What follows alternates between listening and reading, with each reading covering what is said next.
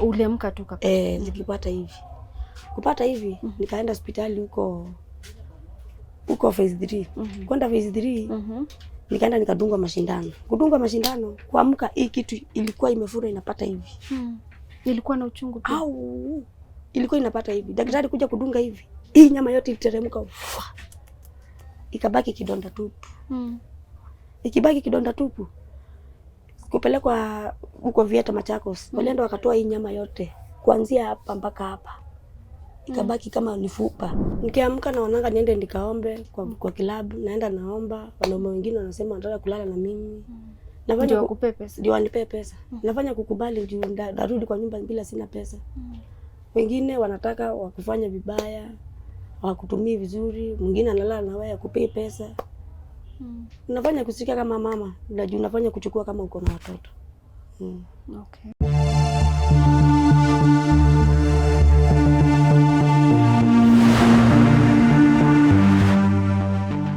Magdalene Mwongeli hurts to see her children suffering without food or clothes.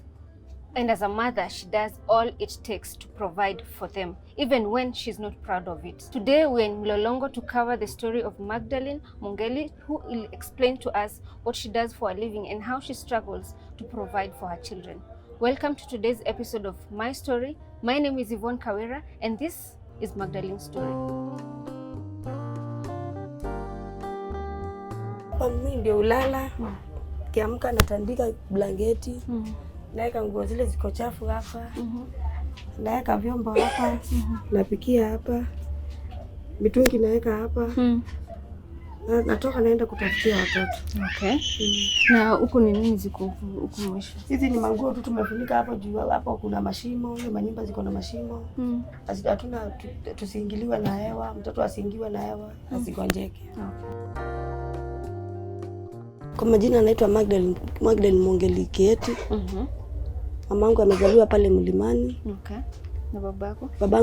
Babangu kwao ni Tawa. Mamangu alitoka kwa bwana yake akiwa na watoto wawili. Kukuja huku Mlimani akazaa watoto wakakuwa 8.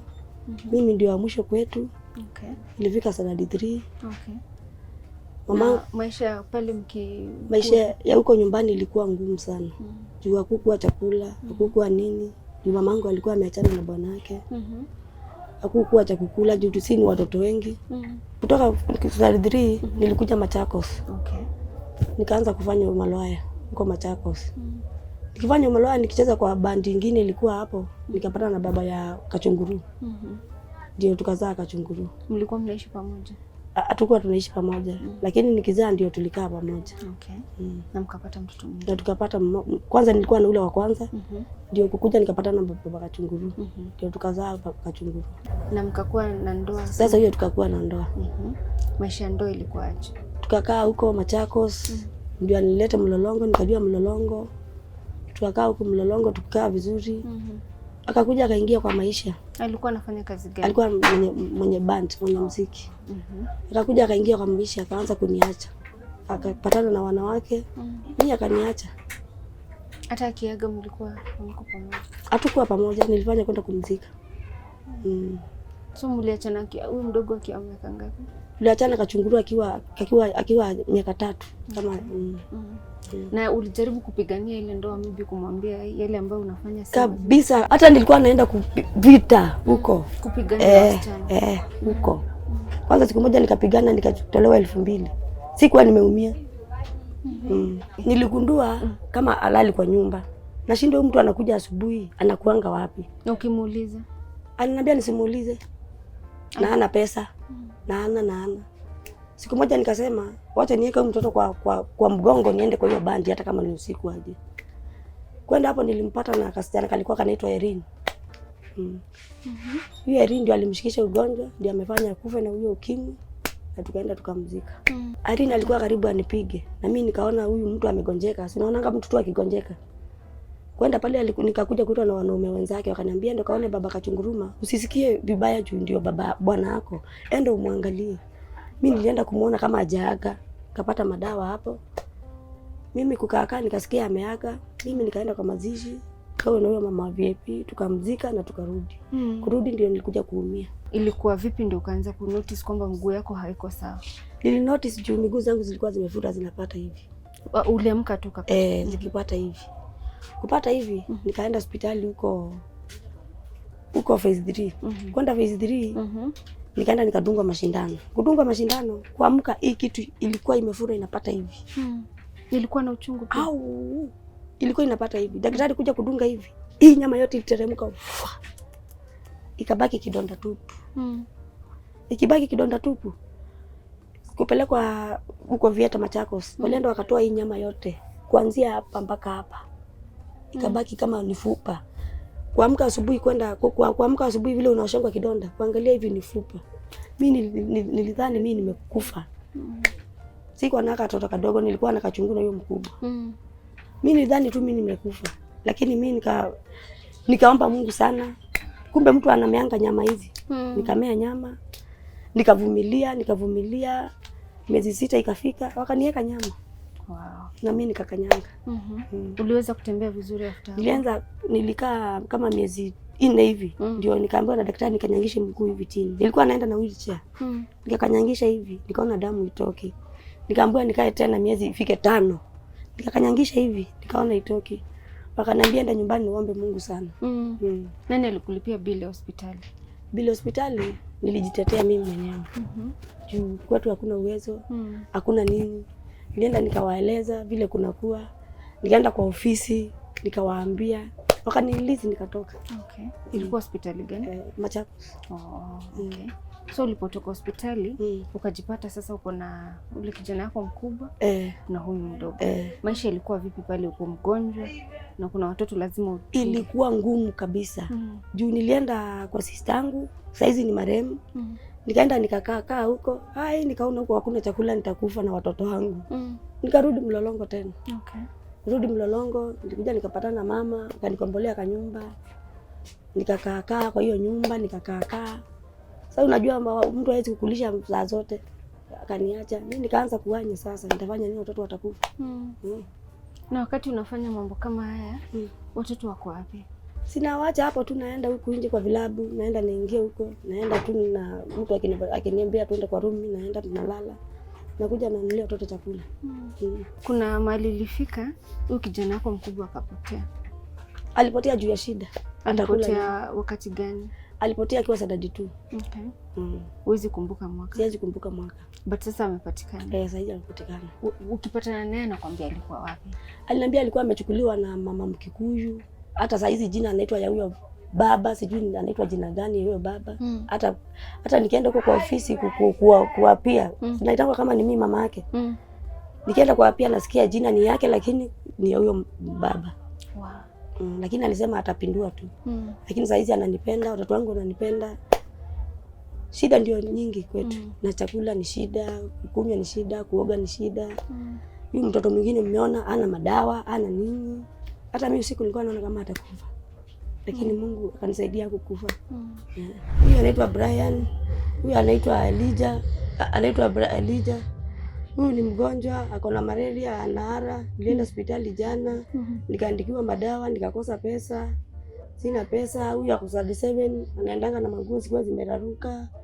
Anakuwa kwa mpira. Ana msaidizi wa kumsaidia kwa mpira. Naomba msaidie na msaidie watoto wangu.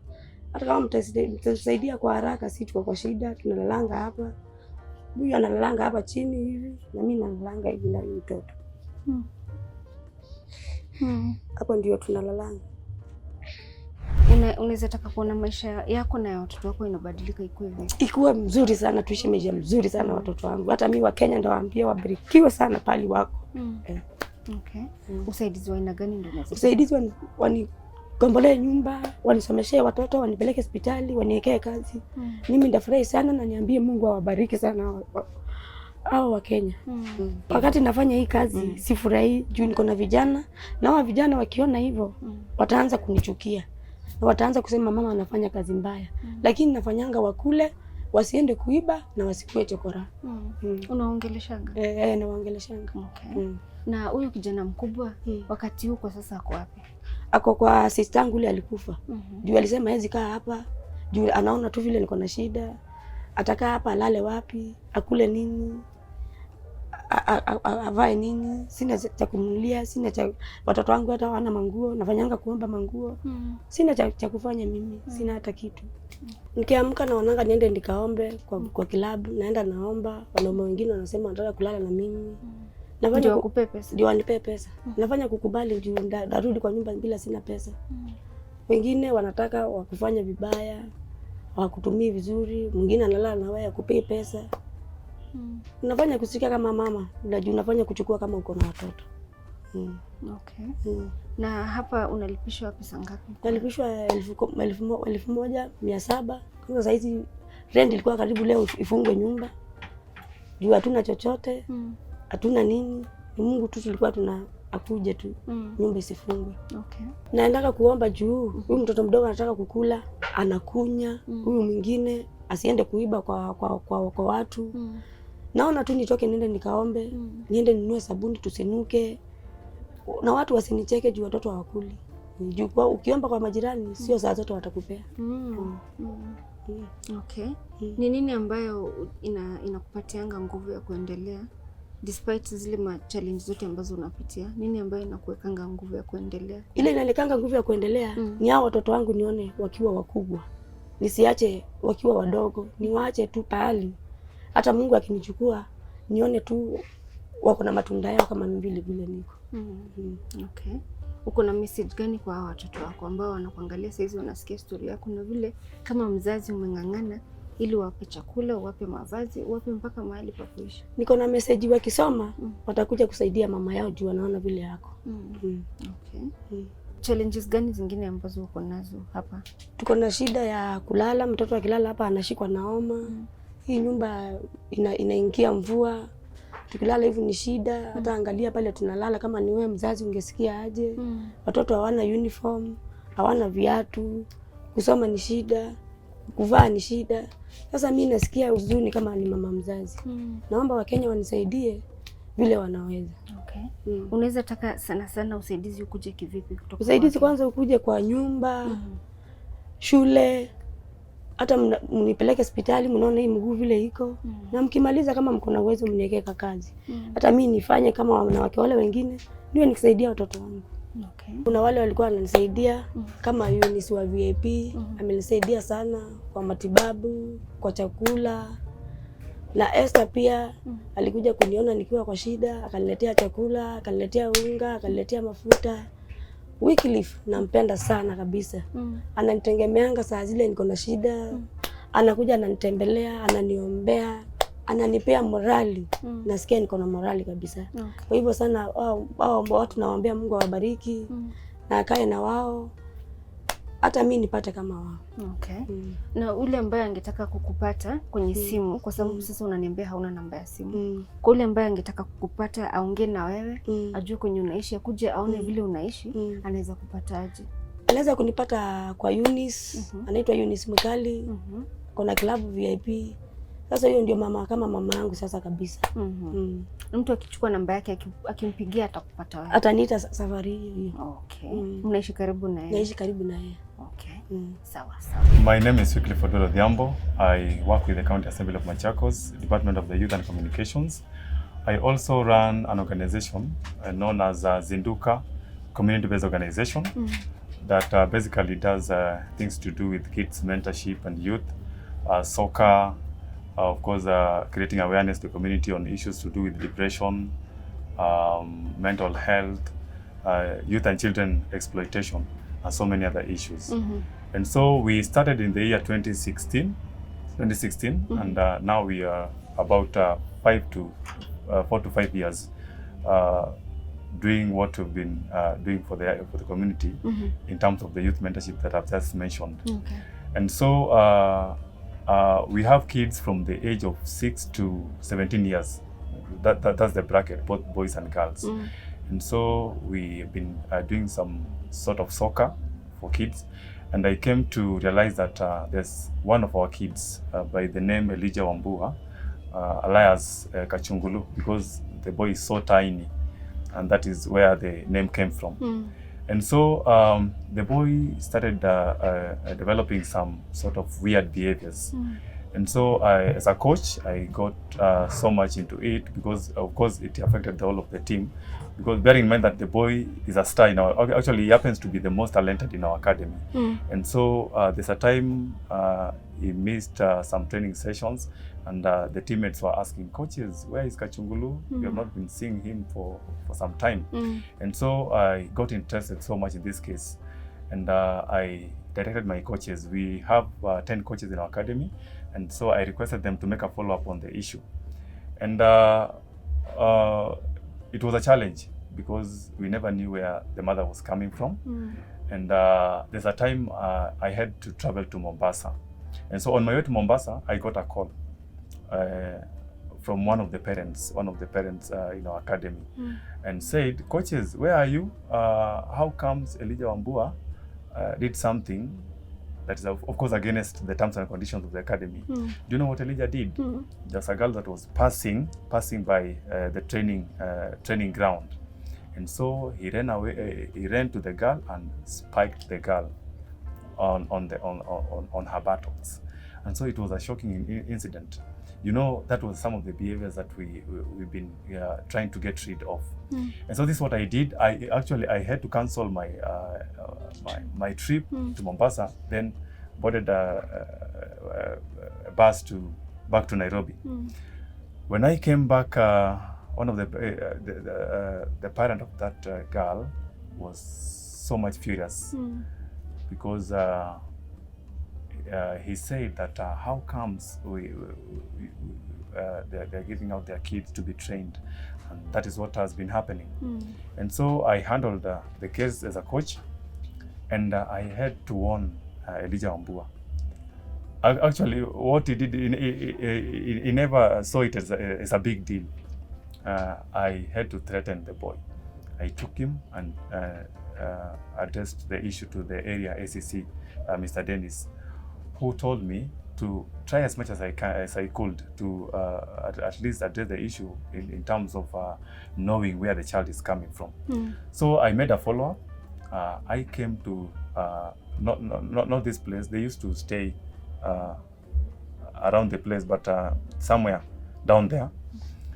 So when I went to visit the place, of course, I got to realize that the kid, Elijah Wambua, was quite affected by the environment. Because bear in mind that he's coming from an environment that is full of commercial sex working activities, and so to say. Of course, I had a talk with his mother, and his mother was crying so much. I also ended up crying. It was an issue that really touched me as a coach. Little did I know that Elijah Wambua was coming from such a poor background. And so we had some conversation with Elijah and his mother. Elijah Wambua told me, coaches, I'm sorry, but I'll really work hard to ensure that my mom is no longer in such a situation. It was such a sad moment. I cried myself. I really cried because bear in mind that he happens to be the best, and you can imagine the background. I had a call with I had called one of the youth leaders by the name Alianda. Actually, I talked to him yesterday, and we've been talking. We've been in some sort of conversations on how we can help the family. And so Alianda used to visit the family on a regular basis.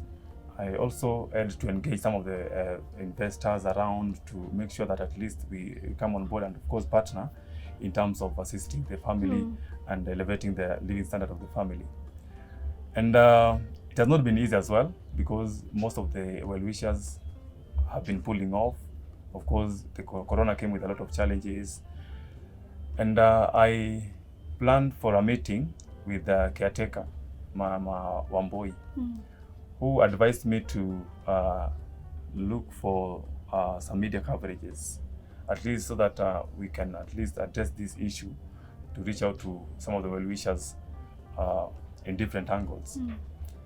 I remember we were planning for a visit to Makindu for a soccer tournament, and Elijah came to the ground. He was very, very hungry. He didn't take anything for breakfast. So the boy was very weak. I talked to him myself, and the boy was crying. It was an unbearable situation. Actually, most of the kids were also crying.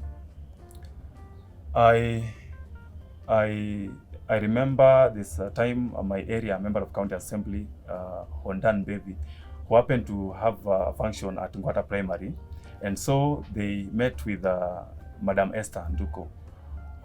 They were having an event, a youth mentorship event, and so Mheshimiwa requested me to make a follow-up, and of course linked me up with Madam Esther to see what they've been doing for the community. That is when we got connected to Rants and Raves. She happens to be the director.